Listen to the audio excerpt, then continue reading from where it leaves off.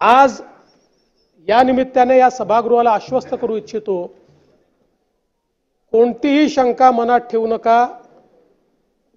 जी जी आश्वासनं आम्ही दिलेली आहेत, ज्या ज्या योजना आम्ही सुरू केलेल्या आहेत, एकही योजना आम्ही बंद होऊ देणार नाही। ज्या लाडक्या बहिणींनी महायुतीवर प्रेम दाखवलं,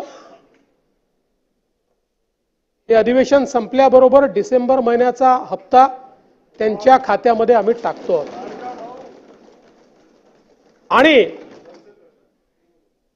काहीच बदल नाहीये।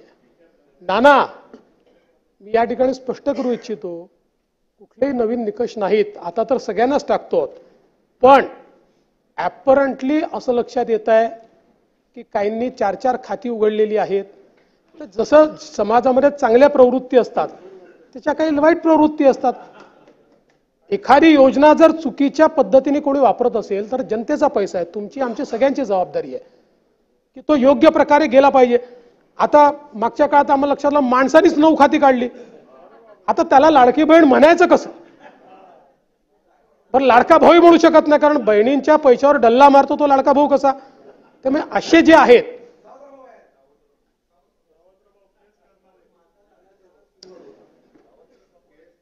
त्यामुळे शेतकऱ्यांच्या संदर्भात आम्ही दिलेली आश्वासनं असतील, युवांच्या संदर्भात दिलेली आश्वासनं असतील, ज्येष्ठांच्या संदर्भात दिलेली आश्वासनं असतील, समाजातल्या वंचितांच्या संदर्भात दिलेली आश्वासनं असतील, ही सर्व आश्वासनं या ठिकाणी आम्ही पूर्ण करणारच आहोत। आमचे मित्र भास्करराव या ठिकाणी नाही।